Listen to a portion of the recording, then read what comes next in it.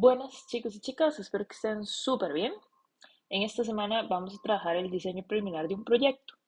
Específicamente, el objetivo de esta clase es que podamos otra vez recordar qué significa hacer un proyecto, pero sobre todo por dónde iniciar. Muy bien. Ya yo tengo una especie de diagnóstico, una investigación que se hizo en trimestres anteriores, en periodos anteriores, y ahora, ¿qué es lo primero que tengo que tener en mente para yo poder diseñar mi proyecto? Vamos a empezar. Estas son las temáticas que vamos a trabajar hoy. Recordar que es un proyecto, profundizar en sus áreas y procesos, y que estas definiciones las vimos y mencionamos cuáles eran las áreas y mencionamos cuáles eran los procesos, pero vamos a profundizar un poquito más.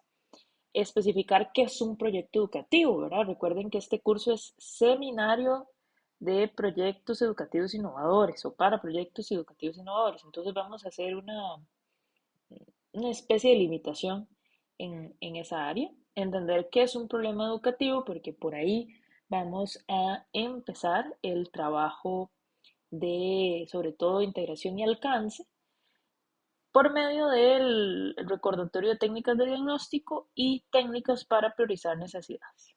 Vamos a empezar. Ok, recordemos que un proyecto es un esfuerzo temporal, ¿no?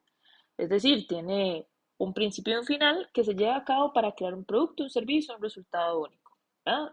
Esto implica que se inicia con lo que vamos a ver hoy, que es este diagnóstico, el ver todas las necesidades que existen en la institución en la que voy a trabajar y se finaliza una vez, bueno, ya yo en el inicio marqué los objetivos, las pautas, el alcance, el scope del proyecto y finaliza cuando ya yo he logrado precisamente esos objetivos. Recuerden, la finalidad de un proyecto es que yo pueda generar un producto, un servicio, una mejora en un servicio, un producto que ya esté, o un resultado. Por ejemplo, un producto puede ser un, un manual educativo, didáctico, un servicio puede ser una serie de talleres o de consultas, ¿verdad? Y una mejora en algo que ya existe o un resultado puede ser inclusive hasta una investigación. Ahora vamos a ver más ejemplos. Es importante que recordemos que un proyecto es diferente a actividades operativas que nosotros hacemos. Aquí Fernández y Moura nos hablan un poquito de esas diferencias. Una cosa es lo que se hace en el trabajo de manera rutinaria, como patrones específicos, ¿verdad? Y los proyectos lo que hacen es alterar o crear nuevos patrones. Puede tener las rutinas una duración indeterminada, en cambio los proyectos tienen un inicio y un cierre. Y así sucesivamente, ¿verdad? Vean que la diferencia está en que el trabajo, las actividades operativas son cosas estables que siempre se hacen, que todo el mundo conoce, y más bien el proyecto viene a innovar. Requiere de nuevos procesos, requiere de un conocimiento multidisciplinario, requiere una planificación dinámica. Normalmente son actividades, es decir, procesos nuevos con los que nosotros vamos a mejorar esas rutinas ya establecidas. Muy bien, eso es un proyecto. Ahora, el segundo tema que queríamos ver era profundizar en los procesos y las áreas. Recuerden que los proyectos requieren de una serie de procesos que tenemos que tomar en cuenta. ¿Cuántos procesos son? Son 47 procesos, ¿verdad? Que suenan mucho, pero al final van a ver que una cosa trae a la otra. Y estos procesos los podemos dividir en 10 diferentes áreas y agrupar en 5 grupos de procesos.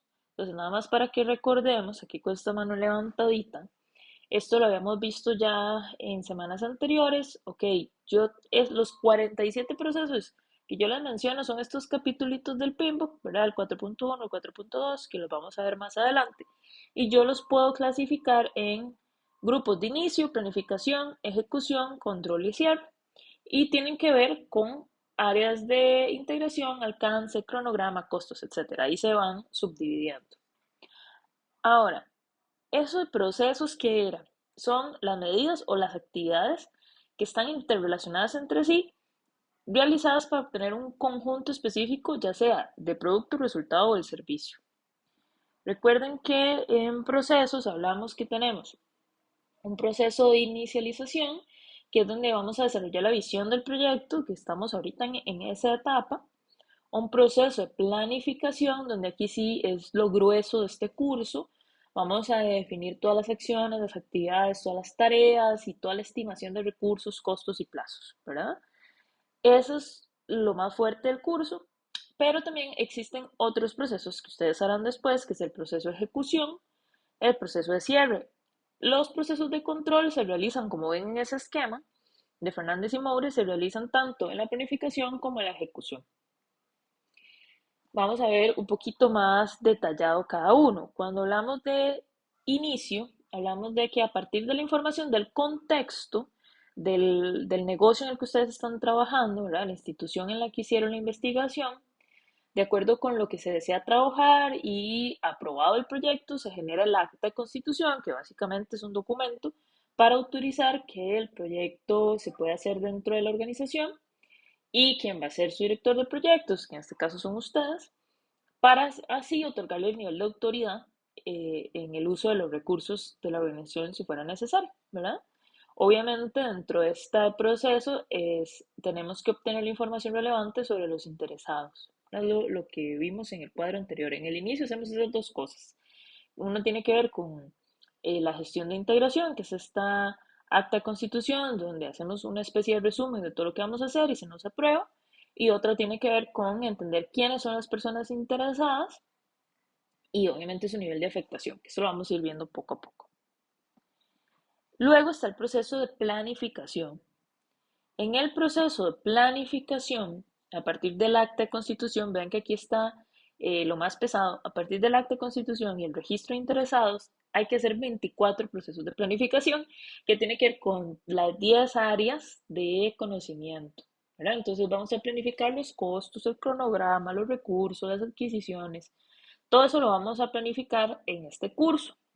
Y eso nos genera un producto final que es el documento maestro o el plan de proyecto o el control de proyecto, en el que va a ser el documento final que ustedes entreguen en este curso, donde vemos todas las áreas de conocimiento y planificamos qué vamos a hacer de todo el proyecto, ¿verdad?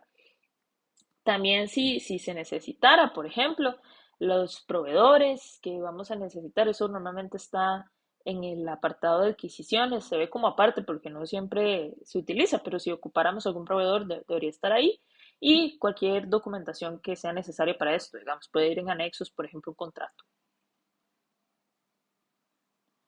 Después está el proceso de ejecución, que como les decía, nosotros en realidad en el curso vamos a abarcar los primeros dos grupos de proceso, pero igual es importante que ustedes tengan visualización general de todo lo que se hace en un proyecto. En la ejecución es donde organizamos, coordinamos y ya dirigimos el equipo para que el proyecto se lleve a cabo, ¿verdad? Entonces yo tengo un plan de proyecto y la idea es que se implemente este plan y los cambios que hayan sido solicitados y aprobados, ¿verdad? Pues parte del proceso que ahorita lo vamos a ver de monitoreo.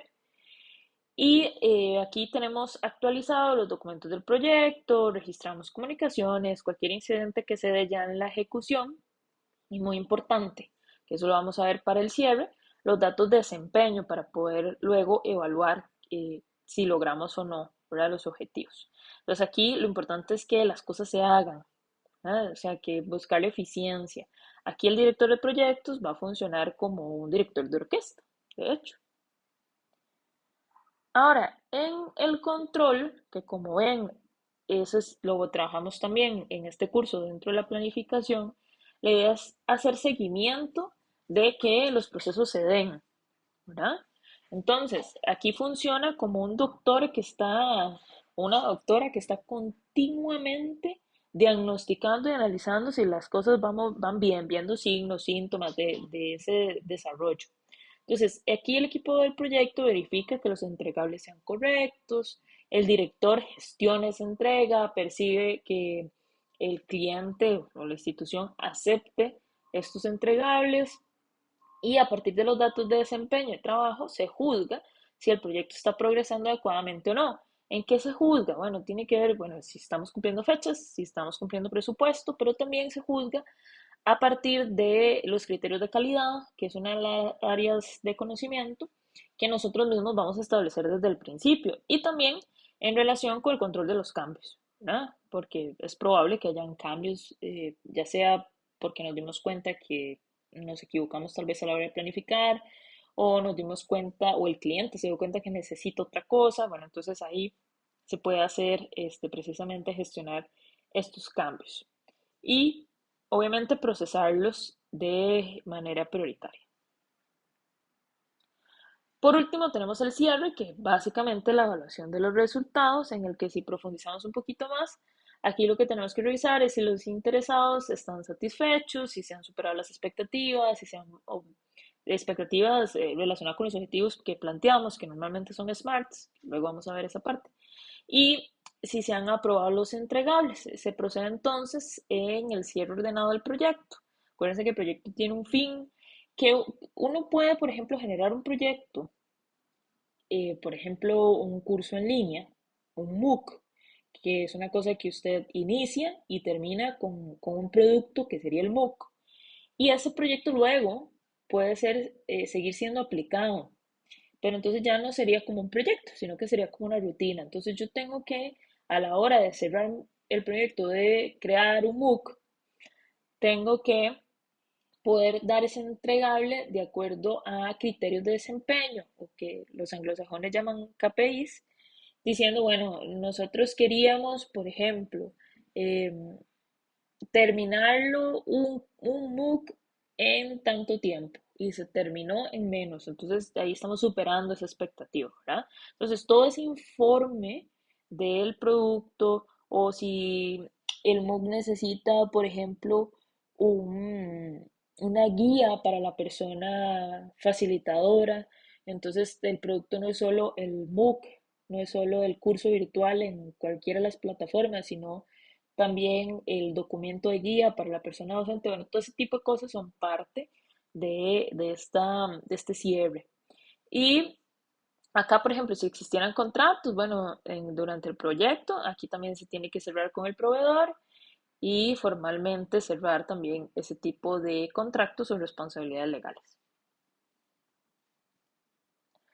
Muy bien, en estos, como les decía, 5 procesos hay diferentes actividades, ¿verdad?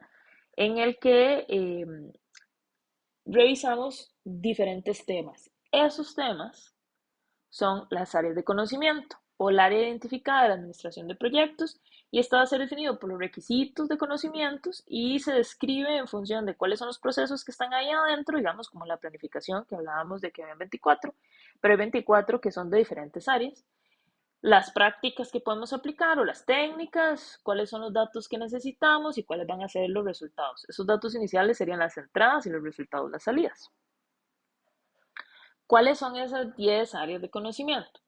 Ok, la primera es la de integración, es decir, coordinar correctamente los diversos elementos del proyecto, ¿verdad? Aquí se desarrolla el plan de proyecto, su ejecución y su control. Aquí se desarrolla el plan. El alcance es básicamente qué vamos a hacer, cuál, cuál es el problema, una planificación en resumen de cuáles van a ser las actividades, requisitos de verificación y obviamente cuando hablamos de concepto hablamos del alcance, hasta dónde vamos a llegar. Y para eso se necesitan también los objetivos. Aquí se justifica, si es necesario un breve marco referencial para precisamente tenerlo de referencia, pues se hace. El tiempo, importantísimo en la administración de proyectos y es concluir el proyecto en un tiempo previsto. Entonces yo tengo que definir cuáles son las actividades, pero no solo cuáles son las actividades, cuál va a ser su secuencia, si es en paralelo, si es una después de la otra. También la estimación de duración, puede ser que una actividad me dure un mes, otra actividad sea solo de un día, ¿no? Y bueno, el desarrollo y control escalonado de que se den estas actividades en el tiempo previsto. Después tenemos los costos, importante. En educación a veces nos pasa que no tendemos a presupuestar. Aquí vamos a hacer al menos el ejercicio, cuánto costaría el proyecto que ustedes están planteando, ¿verdad? Hay muchas cosas que a veces las hacemos, sobre todo cuando es un requisito académico, las hacemos ad honorem, pero bueno, aquí la idea es que nosotros podamos eh, planificar cuánto costaría mi hora, por ejemplo, o si tengo que contratar o comprar materiales, ¿verdad? ¿Cuánto me va a costar eso? Y dentro de este grupo, primer grupo está la calidad, que ahorita lo hablábamos, pero básicamente es planificar cuáles van a ser los criterios para yo decir, este proyecto está cumpliendo con mis expectativas. Entonces aquí se garantiza que el proyecto satisfaga las necesidades que se planearon y aquí esto se planifica y se controla cada cierto tiempo. Después están los recursos humanos, sobre todo si tenemos un equipo, ¿verdad? Si es necesario, entonces la idea es obtener el mejor aprovechamiento de estas personas, tanto en la planificación, organización y el desarrollo.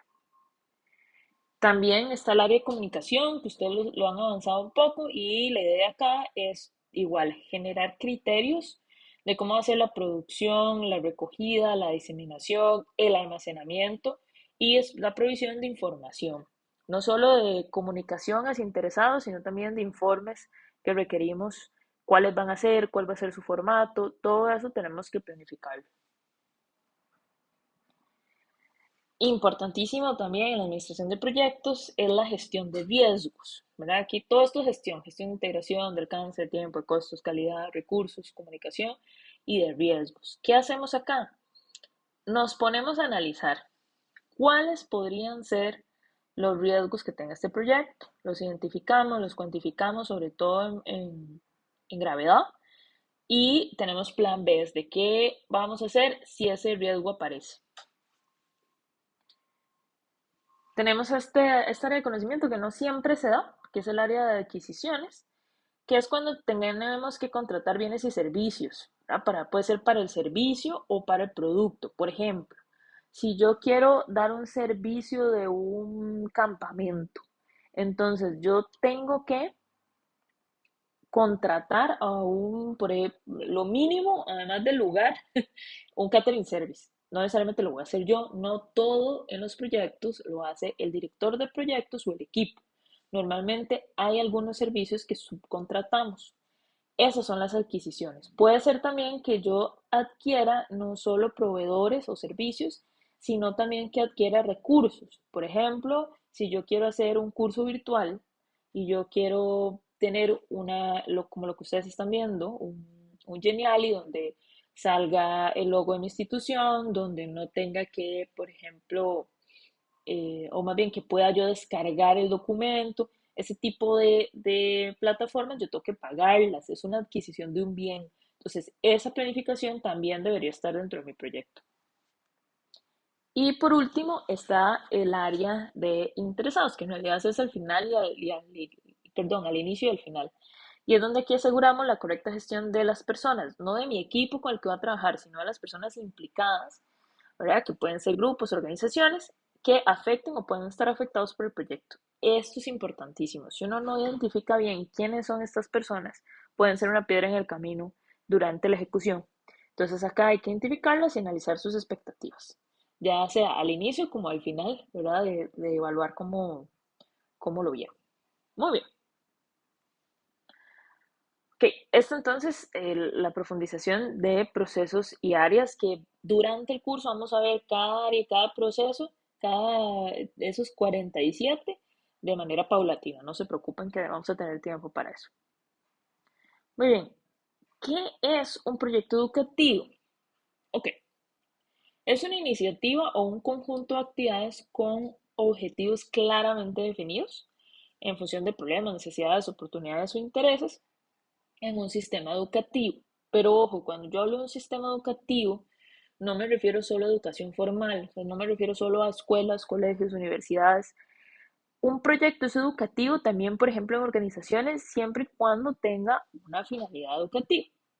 Entonces, puede ser de un educador, de un grupo de educadores, de estudiantes, ¿verdad? De colaboradores que estén aprendiendo, por ejemplo, alguna habilidad con la finalidad de realizar acciones orientadas a la formación, a la capacitación, a la construcción de conocimiento, obviamente, y a la mejora de procesos educativos. Entonces puede ser en cualquier espacio mientras tenga esas características. De hecho, podemos ver ejemplos de fines cómo implementar nuevas metodologías de enseñanza, investigar resultados de trabajo pedagógico, reformular una organización curricular, elaborar recursos didácticos, mucho se va por acá, y desarrollar orientaciones pedagógicas, ampliar o implantar nuevos cursos, mejorar el índice de rendimiento, implantar nuevos, o puede ser de rendimiento escolar de estudiantes, o puede ser de desempeño docente, por ejemplo, implantar laboratorios de enseñanza, capacitación a docentes, preparar profesores en programas de especialización. Cualquiera de esos son ejemplos. Tipos de proyectos educativos tenemos varios. Pueden haber proyectos de intervención, que a eso nos referimos cuando se desarrollan en estos contextos con la finalidad de promover una intervención, es decir, introducir modificaciones en la estructura dinámica, pueden ser talleres, por ejemplo, o pueden ser también congresos, todo este tipo de intervenciones tiene que ver con proyectos educativos, ¿verdad? ¿Y cuál es su idea? Pues que haya un afectamiento positivo en su funcionamiento. Pretenden la solución del problema o la atención de las necesidades que se identifican en el diagnóstico y puede desarrollarse tanto en instituciones educativas como en un sector productivo. Hay otros proyectos que no necesariamente es lo que hacemos aquí en la maestría, pero son proyectos también de investigación que tienen como finalidad principal la obtención de conocimiento en un determinado problema, cuestión o ámbito con garantía de verificación experimental. Entonces, por ejemplo, en mi experiencia profesional, yo he hecho proyectos de investigación para entender por qué estudiantes desertan. O del otro lado, también he hecho investigaciones relacionadas con entender el por qué estudiantes con poca regulación académica permanecen en la universidad, cuáles son esos factores que les ayudan a la adaptación. Todos estos proyectos de investigación después a uno le ayudan a tomar decisiones estratégicas en la institución. Entonces es un proyecto que también es válido a nivel educativo. Otro tipo de proyecto es el de desarrollo o de producto. ¿Verdad? Vean que el de intervención es más de servicio. Este de desarrollo son proyectos que tienen la finalidad de producir actividades, productos, servicios y están orientados, por ejemplo, en lo educativo, al desarrollo de nuevos materiales didácticos, una nueva organización curricular, una nueva asignatura, un software educativo o libros, por ejemplo. Este tipo de proyectos también es muy común en otro tipo de organizaciones, sobre todo cuando hablamos de formación, ¿verdad? O capacitaciones a los colaboradores y colaboradoras. También están los proyectos de enseñanza, que no es exactamente lo que hacemos en la maestría, pero es un tipo de proyecto educativo, que son proyectos elaborados dentro de una o más disciplinas o contenidos curriculares dirigidos a mejorar el proceso de enseñanza-aprendizaje. Es propio del área educativa y se refiere más a las funciones docentes. Entonces aquí podemos desarrollar un nuevo método de enseñanza, por ejemplo, utilizando animación o utilizando un software que soporte cualquier curso. En mi experiencia he visto profesores que se unen para hacer proyectos en conjunto que ayuden a mejorar el rendimiento en una competencia específica. Entonces, eso les ayuda como un proyecto de enseñanza. Y tenemos proyectos de trabajo también a nivel educativo, que tampoco es exactamente los que hacemos en la maestría, pero también es un tipo de proyecto educativo, que son proyectos de aprendizaje en realidad. Se desarrollan por el estudiantado y bajo la orientación del profesorado. Su objetivo es el aprendizaje de un contenido o el desarrollo de una competencia específica. Entonces, normalmente esta metodología, la metodología de proyectos, y su diferencia es que esta no la desarrolla el docente, no la desarrolla el director de proyectos, sino que la desarrolla el estudiantado para poder aprender una competencia específica. Como ven, esto no es exactamente lo que o la finalidad de este curso, pero es un tipo de proyecto educativo que para mí es importante que ustedes sepan que existe. Muy bien, ya sabemos que es un proyecto educativo. Vamos a continuar. Un problema educativo. ¿Qué es? Es una situación normalmente negativa que afecta al grupo de interés, ¿verdad? No es exactamente una falta de recursos específicos, sino es más allá de eso, ¿de acuerdo? Entonces, aquí empezamos lo que es el acto de constitución del proyecto. Aquí es donde empezamos a ver cuál es la necesidad, donde tenemos que justificarla, donde decimos esta es una prioridad, que ahorita vamos a hablar de eso, para poder empezar a hacer los objetivos de nuestro proyecto. ¿Ok? Entonces, vean que un ejemplo, por ejemplo, dice bajo nivel de motivación del estudiantado en las materias de ciencias. Puede ser que los docentes nos hayan dicho, es que me falta un proyector, un video beam que de verdad se pueda visualizar filminas o que yo pueda hacer, por ejemplo, un Kahoot con mis estudiantes. Pero ese no es el problema educativo. Eso puede ser una solución brindando un recurso, pero en realidad el problema educativo es que el profesorado está identificando que sus estudiantes no tienen motivación en la materia de ciencias y necesitan innovar. Entonces vean la diferencia, ¿verdad? No es una falta de, sino más bien va más allá de eso. ¿Ok? El diseño preliminar, por tanto, se configura como un ejercicio de investigación aplicada. Por eso es que ustedes en cursos anteriores generaron todo un diagnóstico en sustitución. Entonces, a partir de esos resultados, de las conclusiones que ustedes tienen, vamos a empezar a identificar necesidades y por ende a plantear cuáles van a ser las prioridades y saber qué es lo que voy a trabajar, ¿no?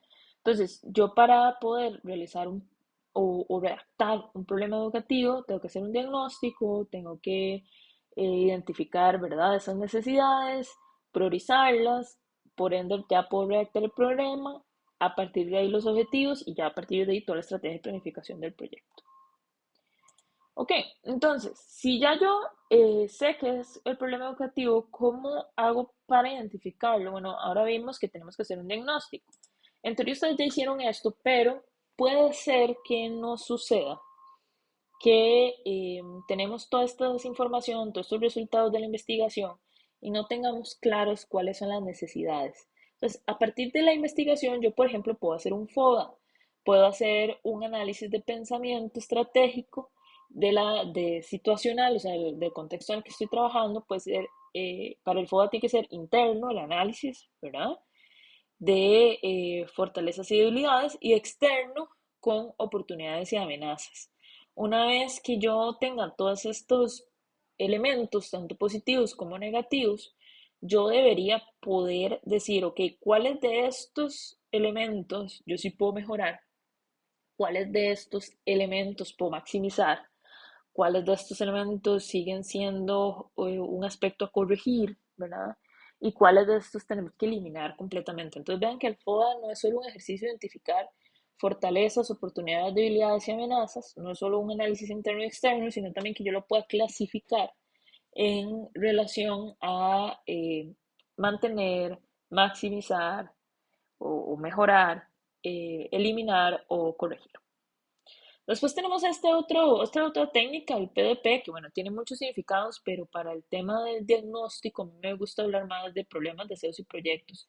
Y normalmente esta es una técnica cualitativa en la que yo me reúno con las personas interesadas y cuestiono sin corregir a nadie ni nada por el estilo, nada más tiro al aire la pregunta de cuáles son los problemas de la institución, todos los que hayan, ¿verdad? No, no importa si algunos tienen que ver con áreas en las que nosotros no necesariamente trabajamos, la idea es que salgan todas.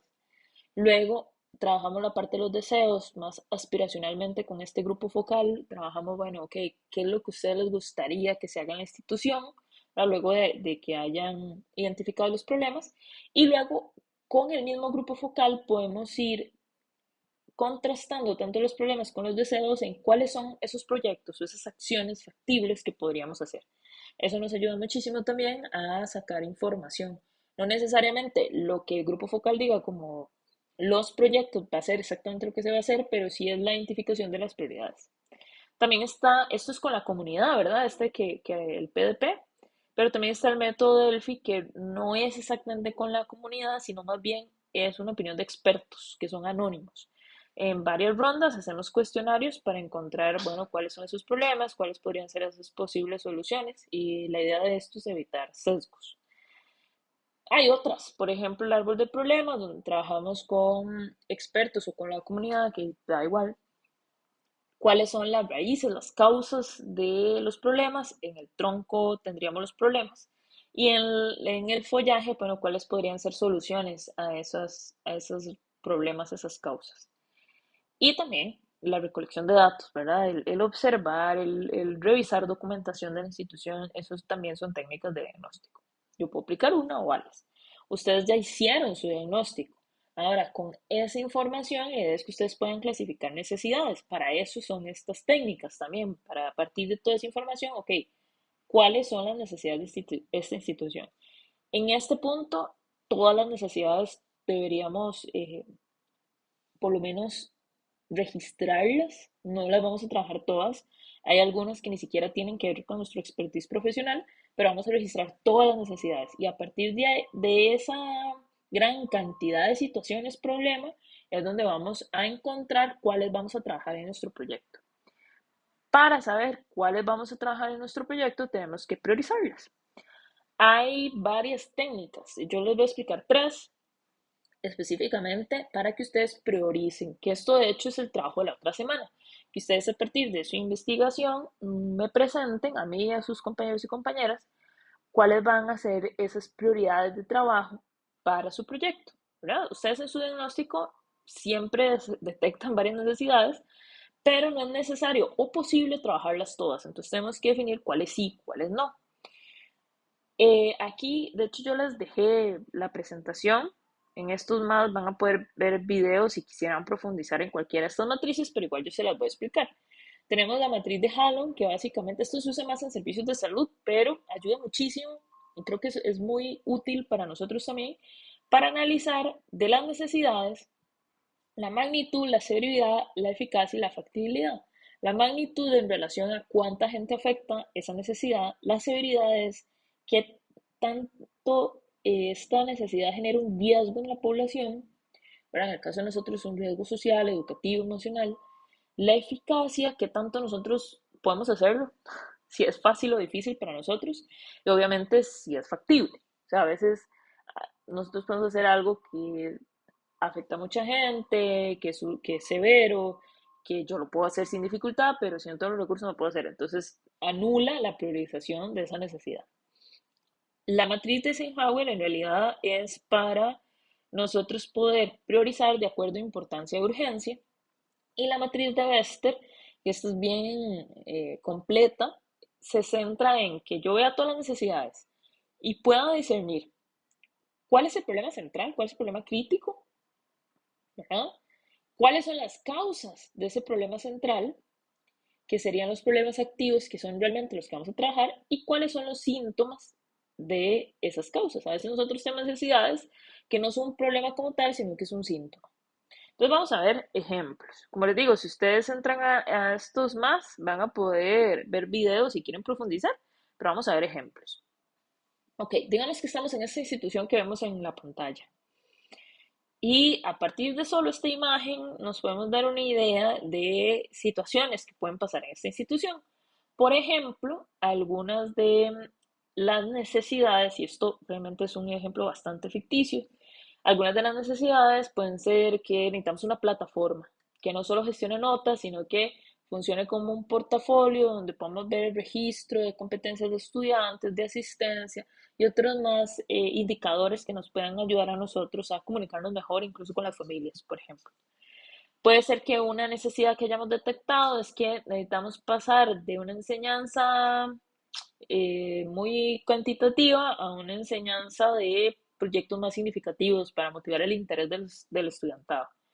Puede ser que dentro de mi investigación me haya dado cuenta que el estudiantado necesita motivarse con programas de intercambio cultural, que puede ser entre virtual y presencial, por ejemplo. También puede ser que necesitemos implementar programas de aprendizaje socioemocional porque tengamos algunas dificultades de convivencia, algunos problemas para la tolerancia y la frustración, por ejemplo. O que necesitemos un tema más físico, más de que tenemos aulas donde hay filas rígidas, donde hay pupitres que no me dejan trabajar de manera colaborativa o significativa. Entonces, necesitamos hacer un cambio mobiliario, ¿verdad? Que sea un poquito más modular, por ejemplo.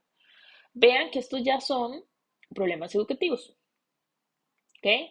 No es la falta de capacitación docente, no es la falta de manejo emocional, ¿verdad? Es una enseñanza basada en proyectos significativos, programas de aprendizaje socioemocional, está ya redactado no como falta de, sino como una situación problema. Ahora, si nosotros usamos el de Halum, es una fórmula. Yo tengo aquí las necesidades, aquí las copié, ¿verdad? Y yo voy a empezar a analizar, de acuerdo a lo que yo conozco en la institución, de acuerdo a la investigación que yo hice, y comparadas entre sí, ¿cuál es la magnitud? Entonces, por ejemplo, puede ser que yo, esto es un ejemplo, ¿verdad? Bastante ficticio. Puede ser que yo diga que, ok, la plataforma va a impactar a toda la población. Entonces tengo que hacerlo de 1 a 10. ¿Cómo va a impactar a toda la población? 10. Pero, por ejemplo, tal vez el programa de intercambio, no todos van a poder acceder a él. Probablemente sea solo para un grupo específico. Entonces le voy a poner 3. O que la enseñanza de proyectos significativos lo estemos planteando para los niveles superiores. Entonces, no lo voy a implantar en todo el mundo, sino a la mitad. Entonces, tiene un 5. ¿Ok? Es, va en esos niveles de 1 a 10. Ustedes son los que tienen que decidir cuál es esa magnitud. La severidad, acuérdense, tiene que ver con el riesgo. Entonces, probablemente si no atendemos estos problemas socioemocionales de manejo de emociones o problemas de convivencia, el riesgo es bastante alto para estrés para todo el mundo, pero tal vez cambiar el mobiliario, o sea, ayuda, pero tampoco genera un problema más grande si no se cambia. Entonces un 3. ¿Ven? Tanto la magnitud como la severidad va de 1 a 10. La eficacia, nosotros lo colocamos 0,5 a 1,5. Normalmente 0,5, 1 y 1,5. O sea, son 3 niveles. Entonces aquí yo tengo que analizar, bueno, qué tan fácil o difícil va a ser para mí realizar o trabajar esta necesidad en un proyecto. Puede ser que para mí sea muy fácil, por mi formación en orientación, trabajar el aprendizaje socioemocional. Entonces tiene 1,5. Eso depende, vamos, de nuevo, depende del director del proyecto, depende de la institución. Eso lo tenemos que analizar en ese contexto. Porque acuérdense que lo hemos visto ya dentro de la ética del director de proyectos.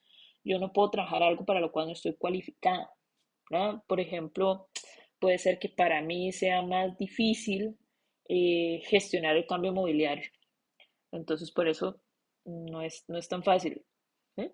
Y la factibilidad tiene que ver, obviamente, con si se puede hacer o no. Entonces, aquí es sí o no. 0 es no, 1 es sí.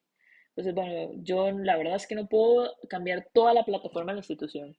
O no puedo en este momento, con el tiempo de la maestría, no puedo generar todo un programa de intercambio. Entonces es 0. ¿Cuál es la fórmula? La magnitud, a la suma de la magnitud más la severidad, 10 más 1, por ejemplo en este caso, le va a multiplicar 6 y luego le va a multiplicar d. Evidentemente esto hace que si tiene un 0, ya se anule, ¿no? Y esto nos va a dar, chicos y chicas, las prioridades. Este cálculo, dentro de la magnitud, severidad, eficacia y factibilidad. La más alta aquí en este caso es este 30, entonces va a ser la prioridad 1. La más baja 18, en la segunda 18 y la más baja 13. Entonces estas son mis primeras 3 prioridades. Estas dos ni siquiera en realidad las podríamos contemplar como prioridades porque no son factibles. Esta es una forma de hacerlo.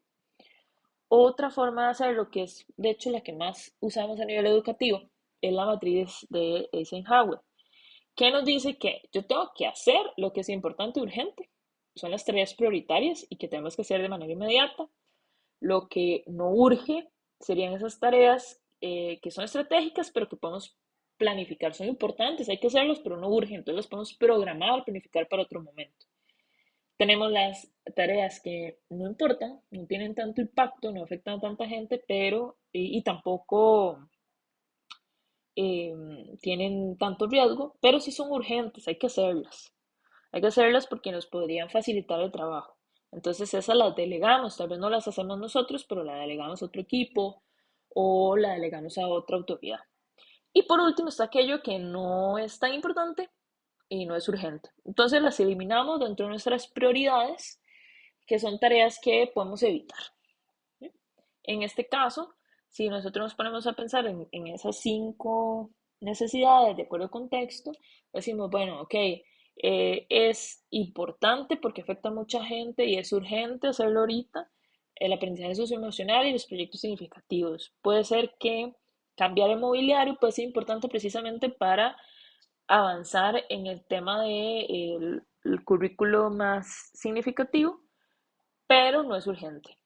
La plataforma puede que no sea tan importante porque no afecta el trabajo diario, pero sí deberíamos hacerlo pronto porque, no sé, por política institucional ya nos están pidiendo que esto esté registrado.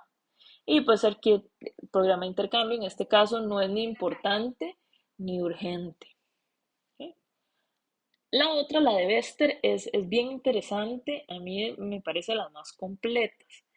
Acá nosotros no colocamos el problema, sino colocamos como todas esas quejas, como lo que hablábamos del PDP, cuando la gente nos habla de todos los problemas. Es importante en Bester que sean entre 12 y 20. En realidad sería lo ideal de situaciones que nosotros identificamos. ¿Qué hacemos? Y para esto hay una plantilla, así que no se preocupen, no hay que hacer mucho cálculo, ya ustedes la plantilla la tienen. Nosotros ponemos las situaciones, las necesidades, ya les digo, sí tienen que ser bastantes porque aquí vamos a descubrir cuál es el problema crítico, cuáles son las causas y cuáles son simples síntomas. Y vamos anotando de 1 a 3 la influencia. Entonces, la influencia de esa necesidad con respecto a las otras. Por ejemplo, problemas de convivencia entre estudiantes. Este queda en negro porque es el problema uno. Problema uno, obviamente no se influye. Pero yo ahora necesito saber del 1 al 3 qué tanto los problemas de convivencia entre estudiantes afectan el P2, o sea, el poco de control de emociones en estudiantes. Puede ser un 2. Eso ustedes lo deciden de acuerdo a su experiencia, ¿verdad? ¿Qué tanto los problemas de convivencia afectan la desmotivación estudiantil? Puede ser un 1 y así sucesivamente. ¿Okay? Ustedes van viendo del 1 al 3 cuál es el nivel de afectación de esta situación a las demás. Esto va a ser un total y esto inmediatamente se me va a colocar en este plano catastro. Ustedes no tienen que hacer nada más que decidir el nivel de afectación.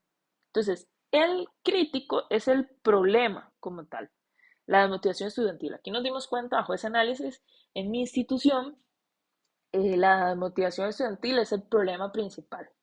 Pero entonces, yo para atacar el problema principal, tengo que ver cuáles son los problemas activos, que son los de este cuadrante. Entonces, parece que tengo que trabajar como prioridad el poco control emocional, las aulas rígidas, el mobiliario viejo y la falta de capacitación docente.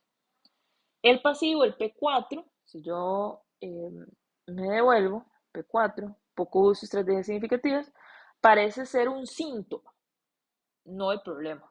Un síntoma precisamente de estos tres problemas. Entonces, no se me hace una prioridad. Y todos los demás cayeron en el cuadrante indiferente, son los que tenemos que trabajar. ¿Eh? Este es muy interesante, el de Bester. Ustedes tienen la plantilla, nada más es de plantear todas las situaciones que nos salieron en el diagnóstico y me devuelvo, poder yo decidir como profesional cuál es ese nivel de influencia de 1 al 3 y la plantilla te hace el trabajo. Muy bien, entonces acuérdense, en el cuadrante crítico, ese es el problema principal, pero nosotros trabajamos las causas, que serían los problemas activos. Muy bien, chicos y chicas, aquí la pregunta es, ¿cuáles son las prioridades de su proyecto? De acuerdo a la investigación que ustedes realizaron, ¿cuáles son las prioridades que vamos a trabajar? Traten de por lo menos tener tres, puede que no trabajemos las tres, eso depende mucho del tiempo, depende mucho de los recursos. Analicen cuáles serían esas tres prioridades en orden, uno, dos y tres, y después analizamos cuáles podemos trabajar de esas prioridades. Nos estamos viendo. Cualquier dudita, cuenten conmigo. Hasta luego.